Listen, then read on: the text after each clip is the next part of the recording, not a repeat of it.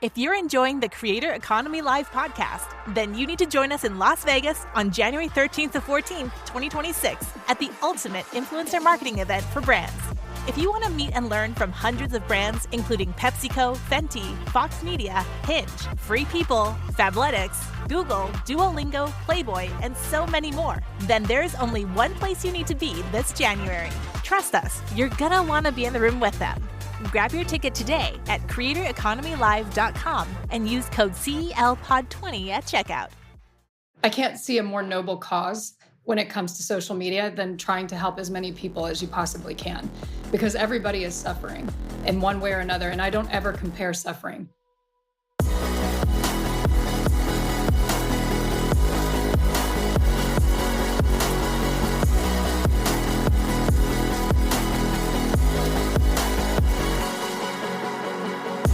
Welcome back to Creator Economy Live, your one-stop shop for all things influencer marketing and the creator economy. We are your hosts, Keith Bendies and Brendan Gann. We have another incredible episode in store for you today, a unique one today. First off, shout out to our incredible sponsors at Linkia, the production team over at Creator Economy Live for making this episode possible. This is episode 72. Can't believe we're at 72 already, and it's going to be a good one. Brendan, what do we got today? Tell us who we have joining us. Oh my gosh, we have a special guest here today. Let me pull up my script here. Wow, I really wrote a cheesy intro here, but we've got a real life Hollywood star today. Our guest is the brilliant, buff, and beautiful Jaimie Alexandre. You know her as Lady Sif in the Marvel movies. She was also Jane Doe in Blind Spot, the NBC hit that ran 5 seasons.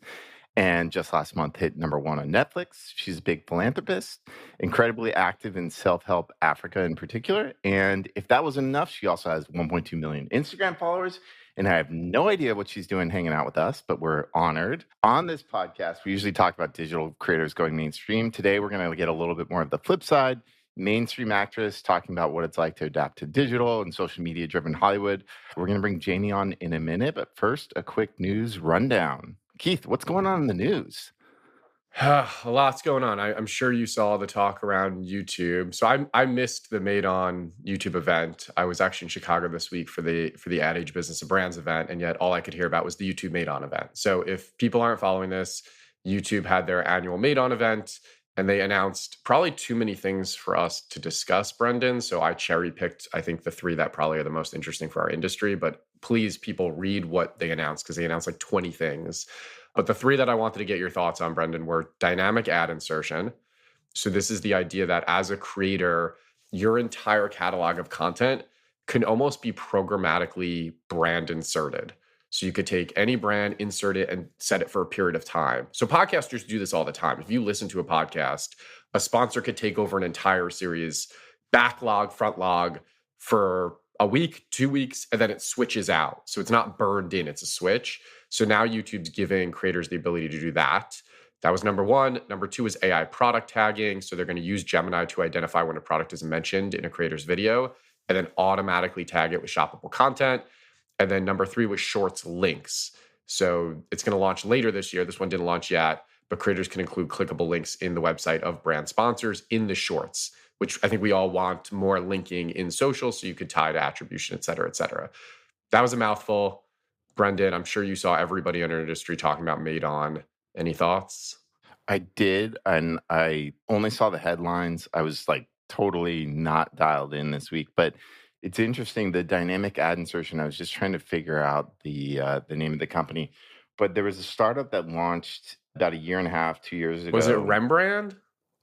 Because Maybe. Rembrandt just merged with, I forget the other company, and they were trying to really do this as their core business model. And I'm curious, does this completely destroy that business model?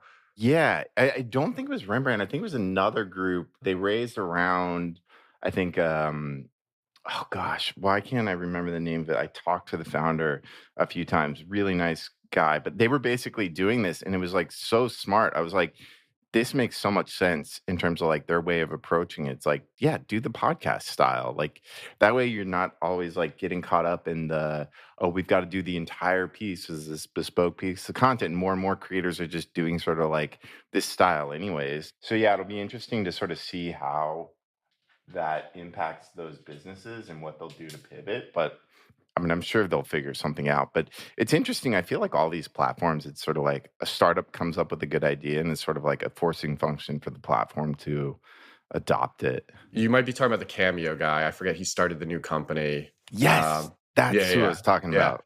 Kind of like a competitor to Rembrandt. My theory in all of this is, well, I have two things. One, I think as a creator, this is fantastic for you because you can monetize in new ways. But I think we're going to get to a place where, you know how the NFL has the official soft drink sponsor of the NFL, the official car sponsor of the NFL. They have an official X for every category of the NFL. I think as a creator, you could kind of do something similar. Remember when we talked to Dude Perfect and Body Armor? And their agreement is almost like, we're going to be your core two for our category. There's not like a defined list of deliverables and one-off posts. We're going to kind of give you a bucket of money and you're going to do a bunch of like amazing things and always include our product, et cetera. I see that now for creators where they could basically say, I'm going to have kind of like media buys where people could just be the official soft drink for me for the next 6 months, 3 months, whatever. And I'll do a car one and I'll do X, Y, Z. I think it's good. I think it gives creators a new monetization angle. But my second thing on this is that is very different than community building, though. I do want to stress this. This is good. Like, so people who are really deep in influencer marketing is pennies compared to like programmatic media. Programmatic media is many times what people spend on influencer marketing. This is now a new avenue for them to spend those dollars. All those wasted display dollars that are on websites, on the side panel, on the top panel. This is now a new way to spend that money. And that's a really, really good thing. But that is definitely different than community building and actual influencer marketing partnerships. So I think this is great for the industry, but I don't want influencer marketers to confuse programmatically buying an ad, next to Brendan right now on the table versus Brendan really being like a community partner to a brand and talking about the brand and doing things with the brand, et cetera.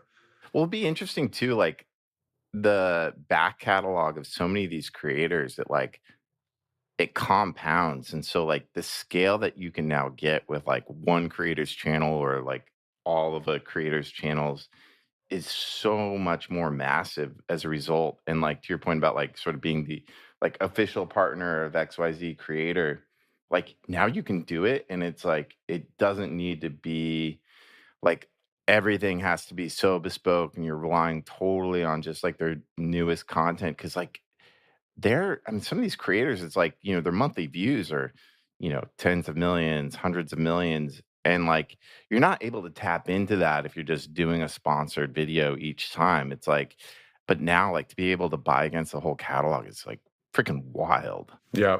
And I think what people are also, the backlogging was really interesting. I think the product linking as this is really interesting as well. So here's how this is going to go in the future. Let's say, Brendan, you're a creator and you have, thousands of posts. You're going to get to a place where you could tell YouTube, use AI to search for anything in any of my videos. If I'm wearing something from, I don't know, J. Crew, where I have, a poppy soda on the table, and anything you see with AI, make it clickable and buyable. And if there's an affiliate link available, put that affiliate link in. So you won't have to even do partnerships. You're just going to be like, yes, anything you see in my content, automatically add links, automatically make them affiliate. And anyone who buys off of anything that is any of my content, I'll have my affiliate account through YouTube, and I will just start making money while I sleep every single day. So I think that's also a really interesting element of all of the Gemini integrations with product tagging. Also, if they like sort of extrapolate this out, like I feel like we've touched on this, like social listening today is like not sort of taking into account the role of video. And this has potential to sort of like weave that in. It's like if they're able to identify everything, it's like if you never say a brand, I mean, YouTube in general is just not indexed, period.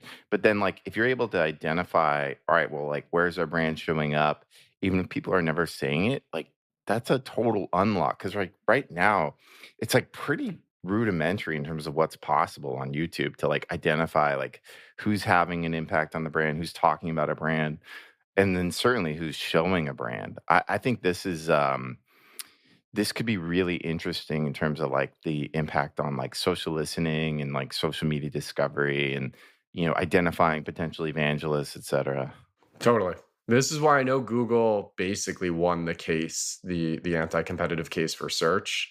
So when that case was going on, I thought maybe they would split YouTube. Like that would be kind of their offering to the US government of we'll split YouTube out as a separate company. I don't think they're going to do that now because they didn't lose the case on search. But if they did, I'd probably put all of my money into that YouTube as a separate company. I honestly think they are doing all of the right things, and I just think this is this is where it's going to be for a while. 100%. I mean, YouTube is unstoppable. I feel like they have just barely scratched the surface in terms of like the value there. Agreed. All right, last thing, and then we definitely want to bring Jaimie in. TikTok. I know you and I hate talking about this, but we can't ignore it. The timing's a little weird because we're recording on Friday when Trump is literally meeting with Xi. He's meeting with him today. Trump claims there is a deal, although he just extended the ban for another term. But they claim that there's a deal agreed upon. My one comment on this, I know you and I roll our eyes every single time we talk about this.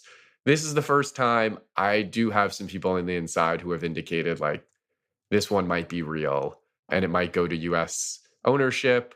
I think Oracle's a big part of that. They're talking about like what Kaya used to report on a couple months ago. They're actually being a separate US app that doesn't have the algorithm. And so US developers are going to be developing something, but also licensing the algorithm. So I don't know how this goes, but we might know in 24 hours. I will believe it when I see it. Like I just you still think nothing. You think no change, another delay, no change. I mean, never say never, but like we've literally had this conversation 20 times. 20 times. Yeah. And like, I mean, it does seem real, but also like, I feel like we've said this 20 times. It's like, what's odd is Oracle has always been in the mix, even in the very first, like early days, whatever that was, like eight years ago, I think, when this all started going down. And then, so I think if it does happen, Oracle's going to be in the mix because for whatever reason, they seem to always be in the conversation. Yeah, because they're powering a lot of the tech, and Larry Ellison surpassed Musk the other day as the richest man in the world. So they have the money to do it. Also, I was listening to a podcast the other day. I did not realize Larry Ellison is 81 years old. That's insane. Yeah, guy looks good. Guy looks good for 81. Yeah. Holy crap. Like, how is that possible? I mean, he's been around. I get it, but he looks good. He looks good. If I look that way at 81, I will be happy. If I look that way, I was going to say now, but no. 15 years from now, if I look that good, I'll be happy. Come on. That's a hair, Brendan. You're going to look good forever if you keep that hair. You're way too generous. All right, let's cut to a break and then let's bring Jaimie in because I'm incredibly excited for this conversation. If you're enjoying the Creator Economy Live podcast, then you need to join us in Las Vegas on January 13th to 14th, 2026 at the ultimate influencer marketing event for brands. If you want to meet and learn from hundreds of brands, including PepsiCo, Fenty, Fox Media, Hinge, Free People, Fabletics, Google, Duolingo, Playboy, and so many more, then there's only one place you need to be this January. Trust us, you're gonna want to be in the room with them. Grab your ticket today at creatoreconomylive.com and use code CELPOD20 at checkout. Amazing commercial. Thanks to our sponsors. All right.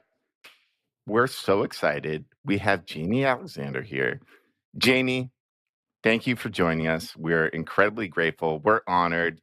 You're a big get for us. How's your day going?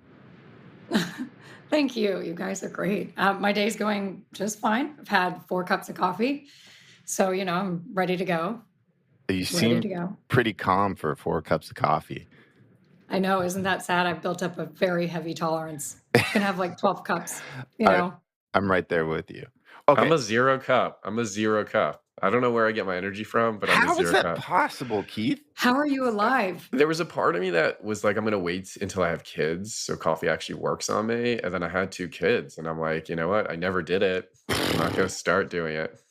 And you are so on the ball too. Like, I feel like you are so organized and you remind me about things like how I would not function. Like I don't function with all the caffeine I ingest. And like, it's all right. I'll put an 18-month-old in your house to wake you up at 6 a.m. every morning, Brendan, and then you could tell me you're not ready to go. I think I would just, I would be dead. That's my coffee. I can't take care of myself. Like, it's insane. All right. So, Jaimie, for those, I mean, I gave an intro. I'm sure I missed a lot, but for those who aren't familiar with you, how would you describe yourself? Oh my gosh, that's a heavy question. To those who aren't familiar with me, well, I guess I could start by saying what I do for a living. I'm an actress, but I also work with a lot of charities. I don't know. I don't know how to introduce myself. What a weird question. I'm like not used to doing that. I guess I'm just used to saying my name and that's it. And hello.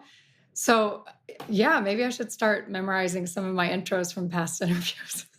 It's okay. I mean, like, I think I did a halfway decent job, but like, You did yeah, I mean, fantastic. oh, thanks. I mean, like, you're badass. Like, Thor, Marvel, you did a movie with Arnold Schwarzenegger and Johnny Knoxville.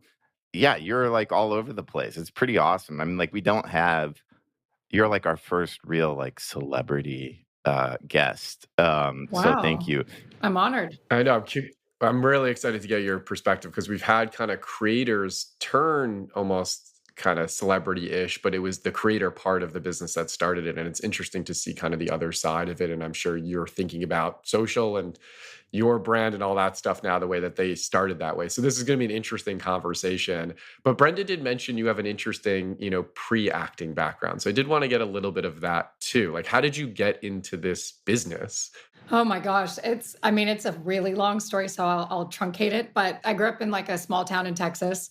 There was a scouting agency in Dallas. They were doing some showcase or something, which was like probably like a 25-minute drive from where I live.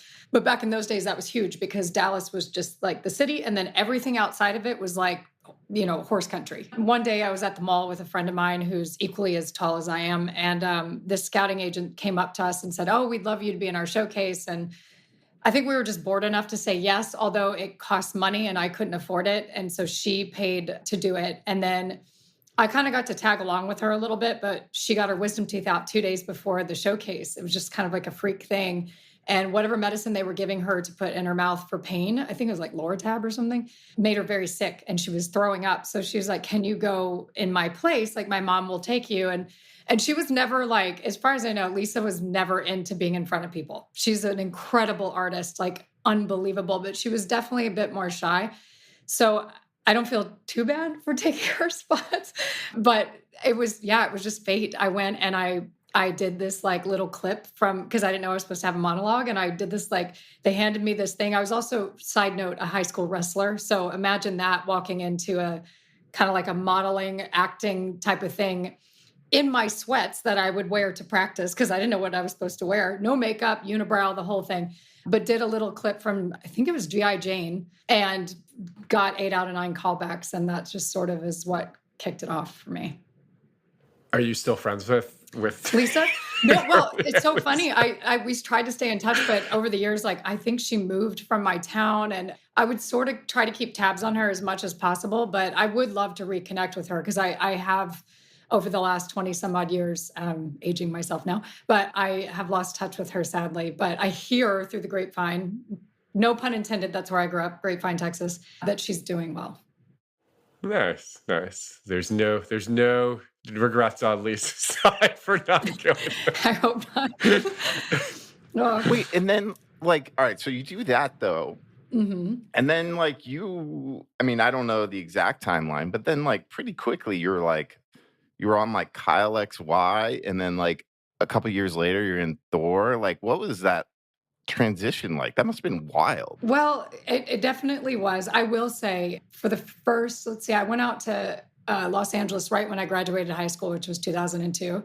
And I waited tables, slept in my car. Like, I did not have, like, I actually would have turned around and gone back home to Texas if I had the money to do that. I like was flat broke. And I was, for years I didn't have a bed. I slept on the floor.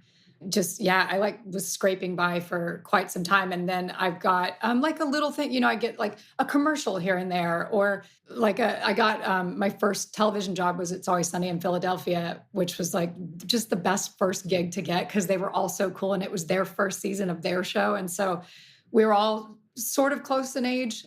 And that just sort of kicked it off, like going, okay, I can do this. Like I can work in this industry. But at that time, the big thing was blonde bombshell, big Pam Anderson chest, like basically the polar opposite of me. I'm tall, flat chested, dark hair, and white as a ghost. So I was not fitting what was being written at the time. And then action became a thing for women. And I started working a lot more because of that. So that was around like 06, 07. So it took a while. And I can't believe I forgot this, because this is the thing that like I recognize you from more than anything else, ironically, is like you were Tammy in It's Always Sunny in Philadelphia. And like if everybody watches, I mean, everybody should watch It's Always Sunny in Philadelphia. And if you don't, please watch it. But if you do, Tammy, classic Tammy. Keith, do you watch It's Always Sunny? Of course. I watched that from season 1, episode 1. I mean, especially coming from the East Coast. Tammy. It's so funny. You're like classic Tammy. Like that is incredible to me.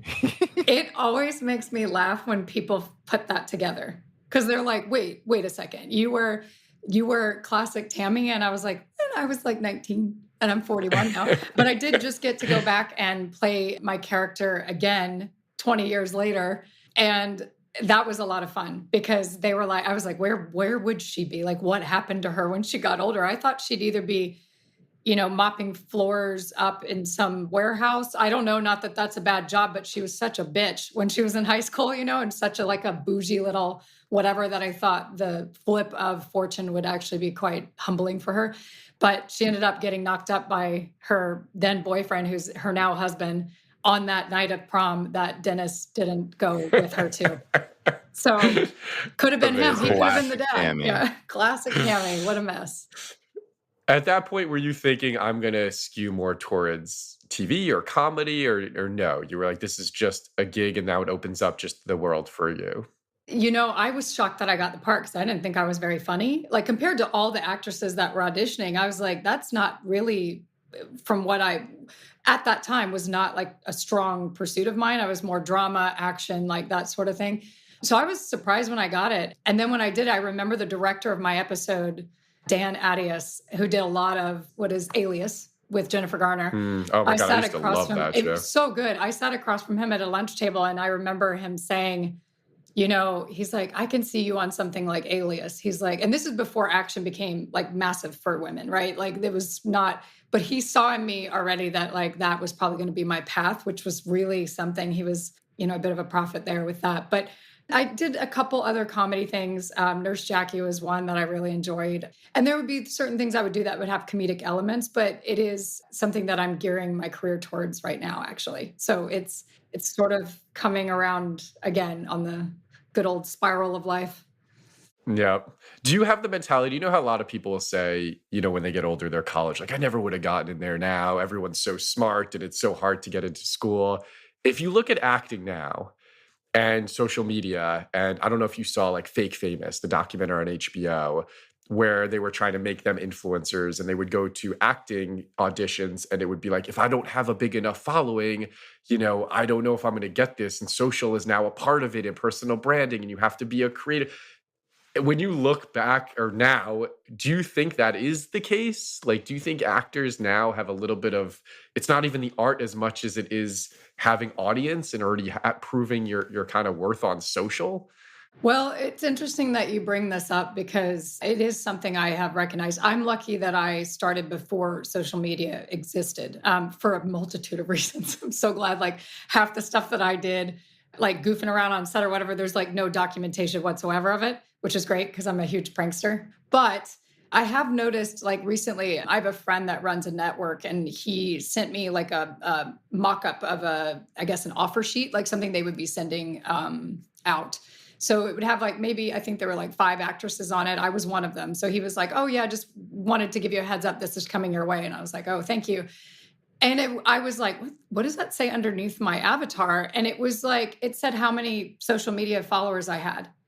And I was like, what the living fuck is that? Because I was like, when did that become a factor? I had no idea. And now it is a component. It's like sometimes a deciding factor, especially if you're new, like upcoming actress or actor or whatever you want to call yourself. That is something that studios are looking at, because it's all about money for them. Most studios, unless they're like a a really cool indie studio, which A24 is actually pretty great with this. They've done so well with keeping art at the forefront, but they're so smart about their marketing as well. So I think, when you get a project together, there is going to need to be like someone in there or a few people in there that do have massive social followings if they're not already an established actor who garners views and ticket sales and, rentals and all that stuff. Rentals is so dated. What did I say that for? I don't even know. Oh my Streams, whatever. Yeah. Your VHS rewinds. Oh my God. Wait, and I mean, you've got 1.2 million on Instagram. Like, when did that all pop off for you? And like, how did that all come about? Like, was it just gradual as a result of everything? Or did you just jump on and like, it was like height of Marvel hysteria? I don't know. Sorry, I keep adjusting my ear pod too. You guys are making me smile so much that it's about to fall out of my ear. So I need to get those cool headphones that Brendan's wearing. So yeah, in fact, that's what I'm going to do for next time. So yeah, the social media thing. So I remember getting it. I don't know when I got Instagram. I probably got it and deleted. I'm really not tech savvy. I think there was like a MySpace at one point, which I was on for like 3 minutes. Oh, we got to dig that up. No, please don't. And then there was like, I just like that it had everything to do with music and stuff. I was like, well, this is fun. Still didn't know how to use it. But my social media probably, if I think about it, it probably took off mostly during Blind Spot because I remember, I don't know if it was season 1 or somewhere in season 1, which was 2015, we ended up getting a social media expert that would come on our set and she would be there every day. And because a lot of times, we would do a live tweet or Twitter or whatever, a live session there and live Facebook sessions. I think that's correct. We would do all these things and I had no free time at all. So she would follow me around with the camera and she's like, I'm going to take this video of you getting your tattoos off. I was like, what do I do? She's like, get your tattoos off. You don't have to do anything. And I was like, do I talk to the camera? And she's like, no, it's going to be like a time lapse. I was like, what is that? I was just like, did not understand. So a lot of my social media back then was very curated and very quick. And I was posting it myself. It's just that she would help me shoot the content because I would be in the middle of like beating someone to death. It was one of those things where it just sort of snowballed a bit, but I really didn't have a strategy of my own. And so when the show ended, I was like, and I deleted all my social media actually, except for Instagram, mostly because I had some friends on there that I didn't want to lose contact with. But now I see that I may have made a mistake because I totally like got rid of everything. But again, it wasn't playing a huge factor into casting until maybe the last few years. Like I didn't notice it until recently. But I would notice like certain people that were really popular on Instagram that were actors first, that weren't influencers, now leaning towards that more, the influencer realm. And I would sometimes be shocked that they have so many followers when I don't see them in as many projects. So I was like, how is this happening? And it's because I think whoever was guiding them or them themselves were really smart about curating this platform that they had. And it's also, for me, a really good platform to, if something comes out in the tabloids or something gets told or whatever, there's this narrative out there. There's a platform I have that is just mine, that is only dictated by me, that I can put my truth forward, which I really like. So there are so many good things about it. I think there are a lot of pitfalls also. For instance, now I'm going off on a tangent, but for instance, I don't filter anything I put on my Instagram. So nothing's retouched, nothing has a filter over it. If that photo came from a photo shoot, it probably had been retouched, but I think that's pretty, common knowledge. But anything I do, like if I have a hair across my face or one coming out of my nose, that's how it goes up. Like I don't like altering any of that. I think it's a dangerous road. So again, I have some authority and some power of my own having this platform. And that's really important to me because I do push a lot of causes that are dear to my heart on the platform. Your social, I think, it's like unique and it's interesting. I imagine a lot of people like it because you are sort of unfiltered and like very positive, I would say overall. Like, I think you do a good job of like, whether it's, I'm not filtering or like, a ton of like pushing philanthropy and stuff. Like, what is I don't know. I know we've talked a little bit about your social media strategy, but in your mind, like, what do you see like the role of your social for you right now? Or like, do you have a philosophy or is it just like always just off the cuff? Like, this is what I feel like posting. It's a bit of both. I think I'm a well-balanced individual in that case, I guess. But for me, like the message I wanted to put out. So this is what I started to notice like in the last few months. And I had noticed this before, but I really started to pay attention to how many people are suffering in the world. And I'm talking about anything from starvation to getting their heart broken to feeling like nobody cares about them or nobody notices them. And that's a really shitty place to be. I've been there myself. I come from a pretty rough background. There are plenty of times when I felt that I didn't matter or wasn't noticeable or no one would miss me if I was gone.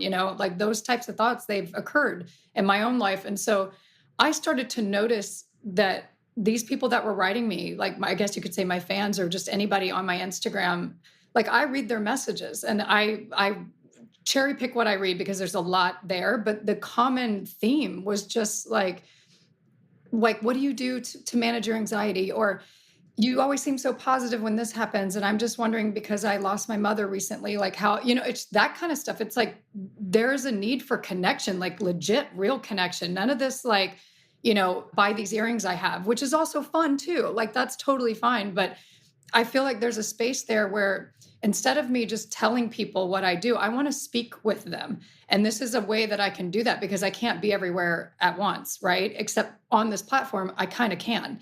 And so I started to think about that and I thought, how can I maximize this platform I have to help people? And I tried a little strategy, which was a subscription strategy, which I ended up after about 2.5 weeks not liking because I realized even with this subscription where people would pay, that also excludes a lot of people that can't afford it. And I was like, I'm not doing that. Like if they, and I put the links to the charities I work with in my bio. And so if people want to donate, they can do it that way. So then I decided to open up my platform completely because I thought, again, I really am not a fan of exclusivity. I like to include. That is my, I guess you could say, like the driving force behind what I'm doing is to make people feel, have them know, right? Like have them know that they're very included when it comes to me. And I've lived my life like that. So I thought, why not put that out there? So everything I do on my platform, I want it to be accessible to everyone. And if it helps somebody, great. If it inspires somebody, awesome. There's nothing I'm trying to gain from it other than trying to help other people. And I know that probably sounds like bullshit, but it's the complete truth. It's what I've done my whole life. It's just now I'm like, why have I never thought of using my social media for this? And I don't think it'll take away from the roles I play. The roles I tend to play are pretty out there. Like they're usually not normal people. So it's kind of like, I trust myself in my talent that I can separate the two. And I think we've seen that be successful with people like Matthew McConaughey, for one. Like he does a lot of that kind of stuff. Eva Longoria. A friend of mine, Michelle Monaghan, is doing a lot of activity on social media. But for me, I even know her and I can still watch her and believe the characters that she's playing. So I think there's a great hybrid there. Now, in terms of, I guess, monetization, what I would do, and I've never been affiliated with any brand in the history of my career, by the way, unless it was filtered through a project I was on. Like for Thor, I think we had some deal with Coca-Cola or Pepsi or something like that. But I've never been affiliated with a brand. So I thought, if I want to monetize this in the future, and I don't want that monetization coming from any of my fans or anybody viewing my platform as an individual, then I'm going to target brands. And that's something that I'm trying to learn a little bit more about because listen, if I could get Target or something on board, someone like that, not only does that give me exposure, but it helps the charities that I work with in terms of like Target's a one-stop shop, right? It's like, when we do these, we have these shelters through SUS, which is Services for the Underserved. It's a New York City-based charity that I'm pretty active with. We need like linens and food and shampoo and kitchenware and like all these things. And Target has all of that. So my brand strategy is not just for personal gain. It's to try to link this. Again, connection being the thing, inclusivity being the thing, is to link this a full circle. So that's, probably a lot easier said than done, as I'm realizing, but that is what I'm moving towards. Well, you've got two folks who are working in this space. We're happy to provide any insights and, strategy, as you're evolving and like treating it more like a business, like how can we help? I don't know, Keith, Jaimie and I have talked about this a little bit and like brainstorm like different formats and stuff. I'm curious, like, do you have any tips or advice or insights on the, working with so many brands? Like any tips you'd share? Or Jaimie, any questions you'd ask? I think first of all, I'd say it's dependent on your time commitment, right? That's a big question mark on what could you really do from a time perspective. But you're not building a megaphone as much as you're building a community, right? And so I think the community is what is really important to you, clearly. And so I think one, you're doing all the right things on Instagram. I think like a newsletter. I don't know if you do anything through Substack or Beehive, but like I think that would be really impactful to have some kind of newsletter. And then your focus. So most brands, I will say, I know like influencer marketing, the perception is more like this lipstick, this fashion item. Most brands I work with want people for the things you're talking about more so than they're following. Like they want the depth of the human and what the human cares about, and does that align with their brand values? And then they want to go into a much deeper partnership than a product feature partnership. So I think you're like, it's amazing. You're kind of teeing up. I don't know if you look at this as the potential next phase of your life, or just a concurrent phase with what you do as an actress for the rest of time. Like you want both together. But yeah, I would say like the community element of like your social, your newsletter, your brand integrations through all of those things. And yeah, I think it's less of content collabs with brands and more of like a deeper, to your point, supporting the causes and showing up places and donating product and that kind of stuff, which brands love. They love that. Oh, that's good to hear, because that's what I want them to do. So I'm like, and that's why I was thinking of brands like Target and that sort of thing that have basically like a corporation that carries a bunch of other brands. And so it's like this ripple effect that's really positive. Also, if there's opportunities for scholarships for people that are coming out of shelters, or jobs. I mean, that is another thing, like trying to find people jobs here in New York City. It's not easy. And so I just feel like there's a big opportunity that a lot of these brands perhaps don't notice or are not capitalizing on. And I'm somebody who can tell them exactly how this should go, which is funny to say out loud, but it's true, because I am in the middle of it. And I at least can tell them, look, this is what we need. This is the truth. And these are the people that you're going to be helping. So if you're on board, I'm more than happy to talk about your brand like nonstop if that is what you're going to do for me.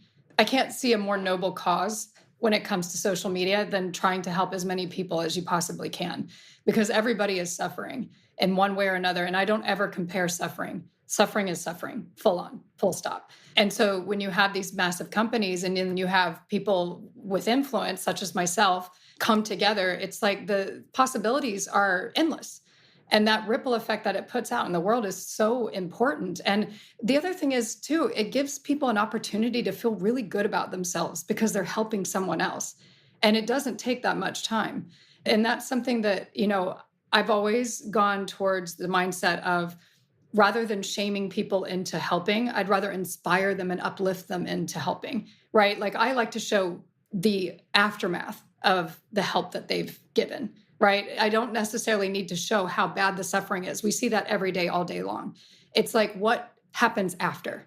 And that is the uplifting message I like to carry forward, is like, oh man, most people don't get to see the after part. They just see all the bad stuff in the beginning and it makes you feel like shit. And then you're like, oh, and then you maybe don't help, or you turn off the TV, or you do whatever. And instead, if you're seeing all the positive stuff, you're like, holy crap, this like $1 a month or whatever I'm giving is going to be able to help that. Like, and look at how well that person's doing. And then their ripple effect that they're putting into the world. So it's a wonderful domino effect that I think companies could do a lot more of right now, because especially in the current state of the world, we could use stuff like this. This is what I would like to see more of on social media than the mass destruction of the entire world that we're seeing right now.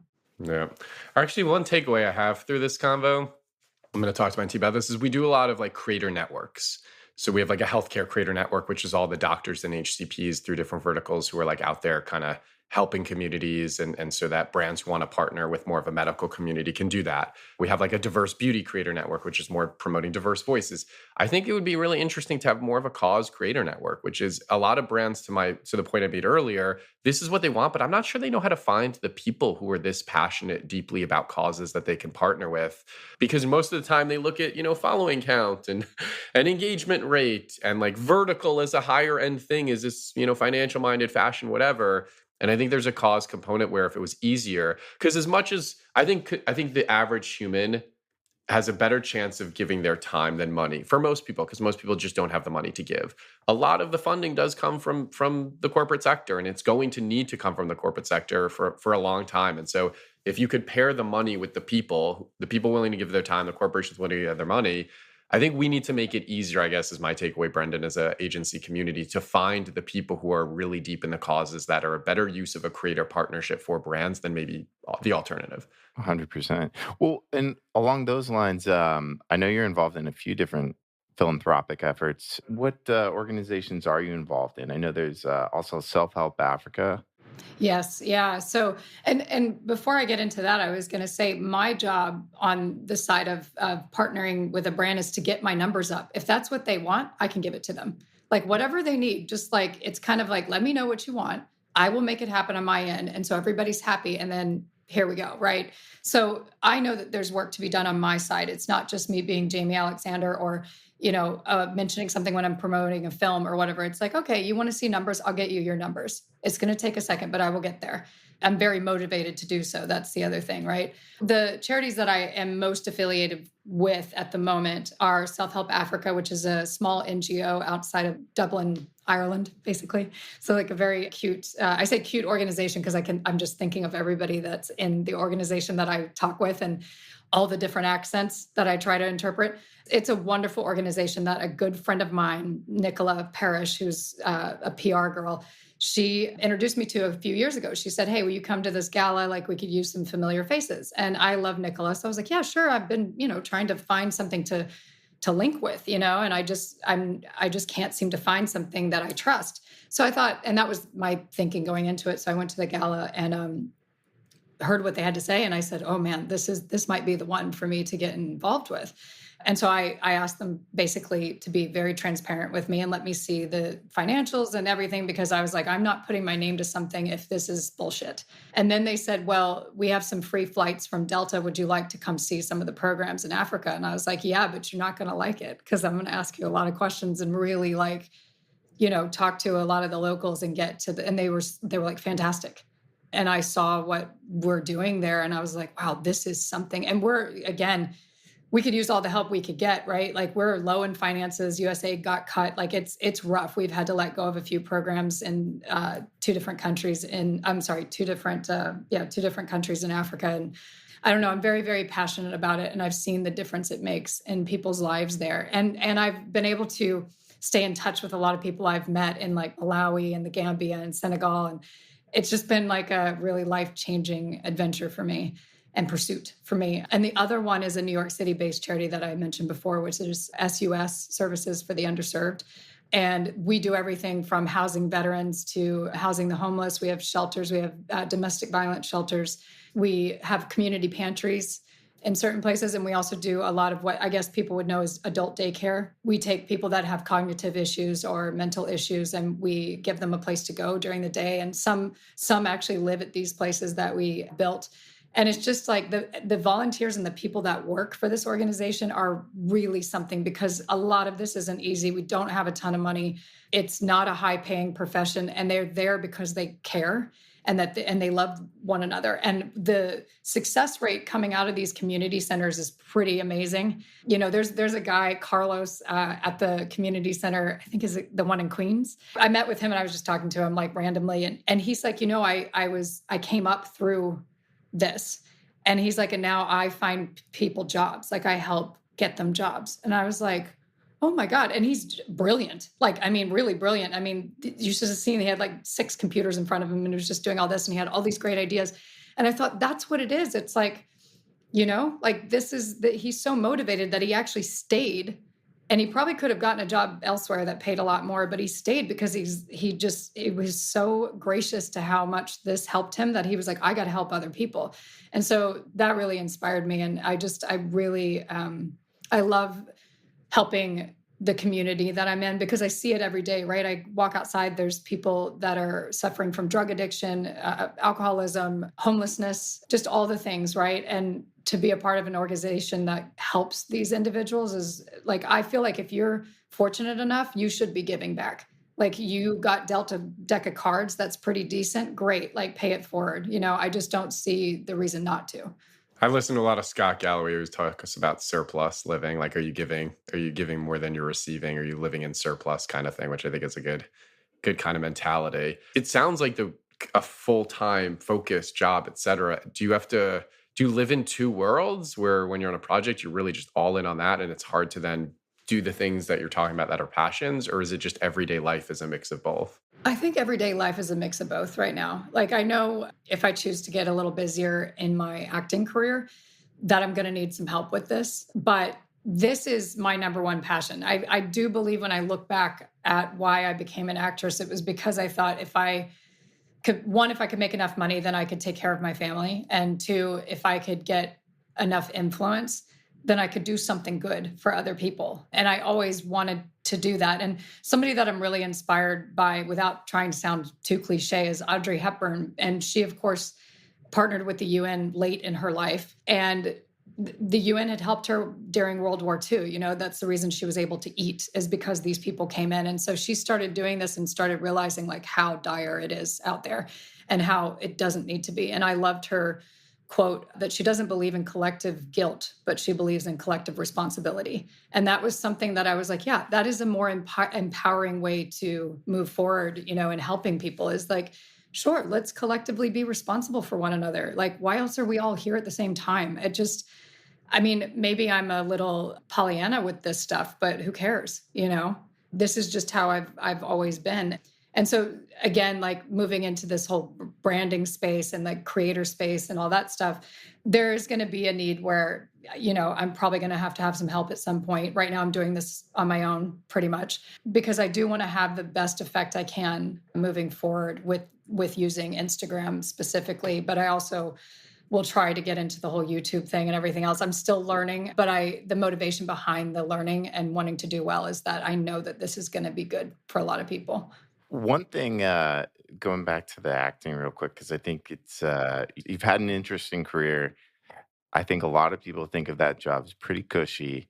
You shared with me like the amount of injuries you've been through. Like, can you share a little bit about how hardcore like your career has been and like what you've been through on that front?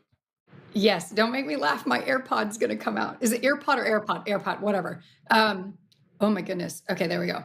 Listen, like there's a fair amount of my job that is cushy. I mean, you're there, you're being fed. You have somebody, like if you want a protein shake, somebody brings it to you. I mean, there's some stuff where you're just like, okay, this is a little too much, like, you know, being taken care of in a way. But I understand why they do it, because time is money. And so it's like, if you're not on the set being photographed or filmed, then you're causing a delay. So there has to be other people that do certain things for you that you would normally go do for yourself, like make yourself some lunch, you know? So I understand the reasoning behind it, but yes, it can be very cush for sure. On the flip side, it can be really rough. Of course, the roles that I've taken are action roles mostly. And I've broken a lot of bones and I've been in the hospital many times.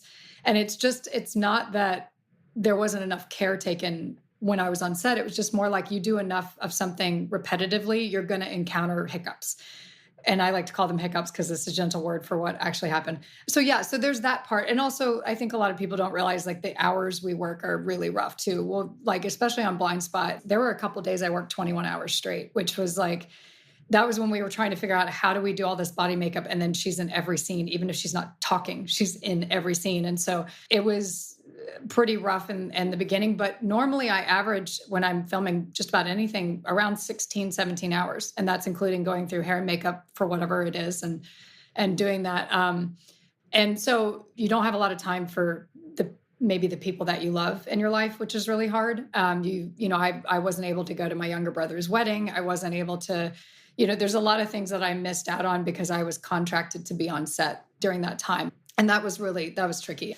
So yeah, it's not a job as much as it is a lifestyle choice. And that is something that I've learned over the years. And I thought, okay. And I took a break. I quit for about 2.5, 3 years. I just didn't want to do it anymore. I was very just overtaxed. I worked during COVID. I was lucky enough to have a job during that time period. And I think when I got finished with the last film I did, I was just like, I got to stop. Like there was a couple surgeries I still needed to have to make sure I could continue doing the action stuff. And I just needed a break. And I think that time helped me reflect on kind of perhaps my purpose in this life without getting too heavy. But I just thought there's got to be more than just that, because I don't think that's enough for me. Although I love it so much, I thought, how can I link this to what I know is my purpose, which is, I believe I'm here to give a smile to those that suffer. That is literally what I was told by somebody in India. And I was like, oh, I'll take it. That works. Like, if I can keep that in my mind with everything I do, I was like, that's a good thing to aim for, So I thought, let me figure out how I can link all this together, And I think, to be honest with you, using these social platforms is a great bridge for me.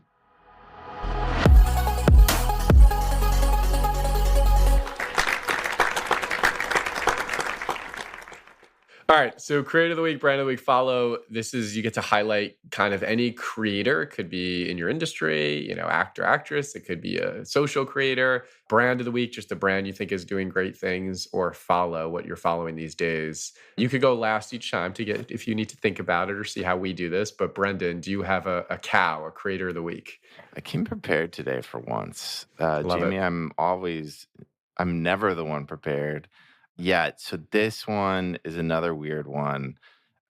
This guy, Victor Jones Music, or Victor Jones. Here, I'll play.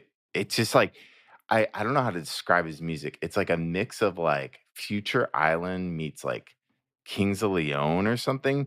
And he's like really comedic and like over the top. Here, I'll play something here. But like, I'm totally mesmerized with this guy's account.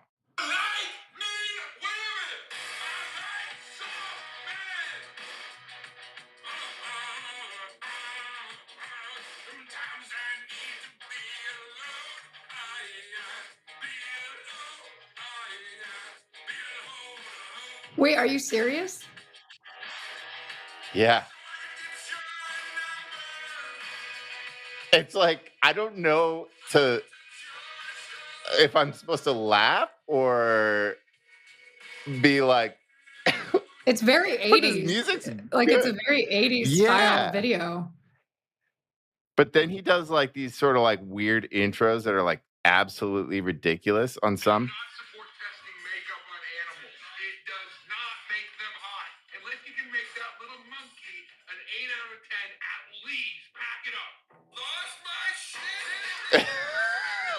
Oh my God.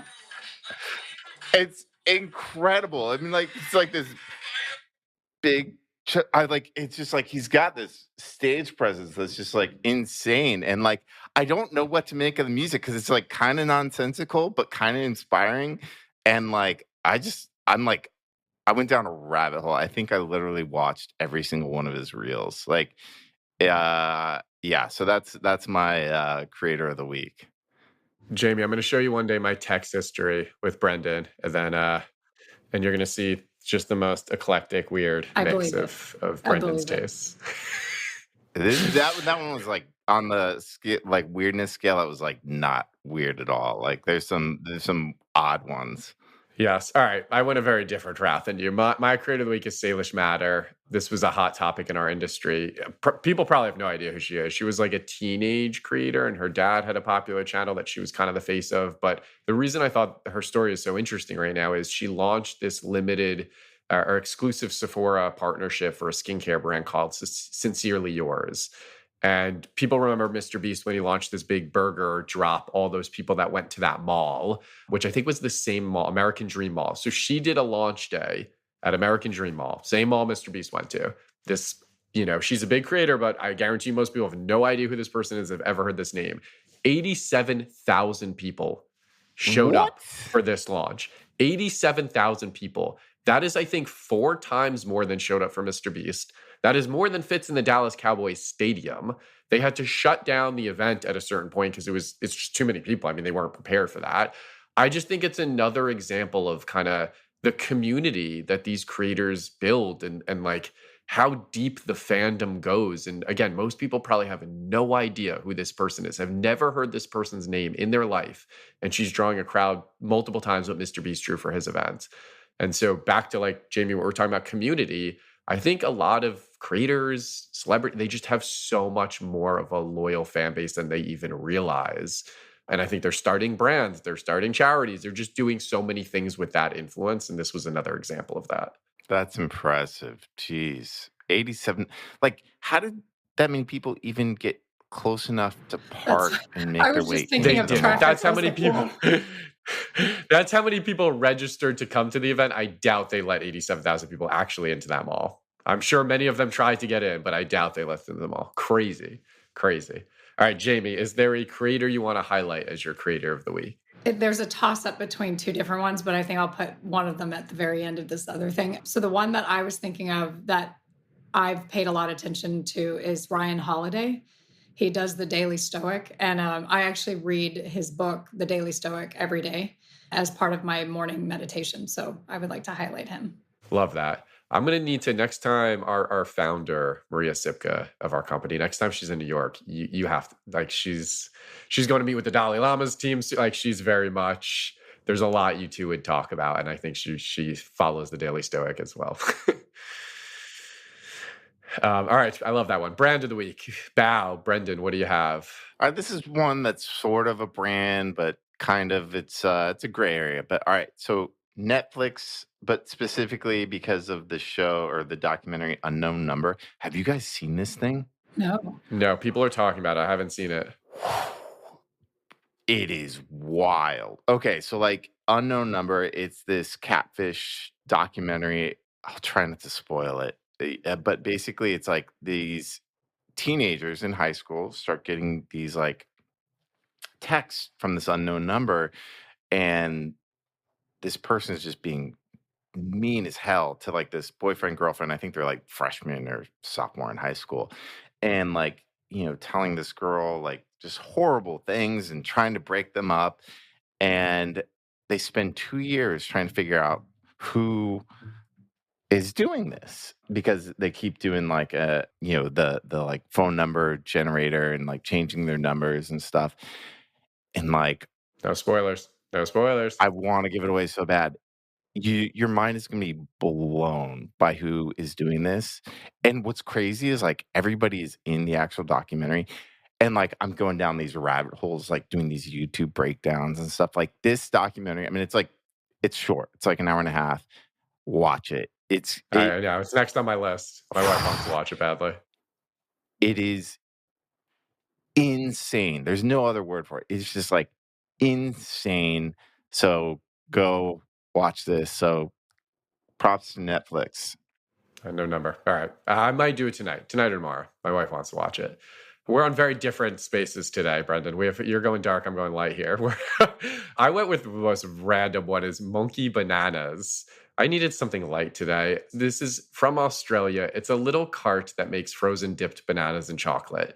And they just film them doing it. They just dip the banana in the chocolate because the banana's frozen. The chocolate immediately sticks to it. There's no like, you know, what you would think of coming off. And then they put the toppings on it. It reminded me of, remember we had Rachel Carton from Lincoln Bio on, and we talked about her line, "Your ordinary is other people's extraordinary."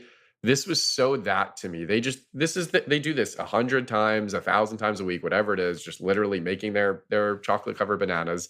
But something about watching it is so fun, and it's drawn an audience. Now they have this cart that's so popular. Them as like the people running the cart are so cute. Like, it's just a good one. Go take some look at some Monkey Bananas videos. I don't know if it's the same brand, but I get those things from Trader Joe's, and they're so freaking the frozen good. ones? Yeah. It's absolutely No, this is like insane. a cart. This is they're making it in Australia. You got to fly to Australia if you want theirs, Brendan. Oh, okay. Well, I'll do that. Worth it. It sounds worth it. Worth it. Totally worth it. Brand of the week. Okay, mine is, well, this is a brand that I've been using a lot that I didn't really know too much about. It's just a makeup artist used it on me, and then I started buying their stuff, is Rare Beauty. Yeah, we had the CMO on the podcast. Oh, cool. Yeah. So I love the names for all their products. It just seems like a very positive brand. I don't know too much about it, but like I realized the two lip colors I have from them, one is called Humble and the other one's called Worthy. I was like, brilliant.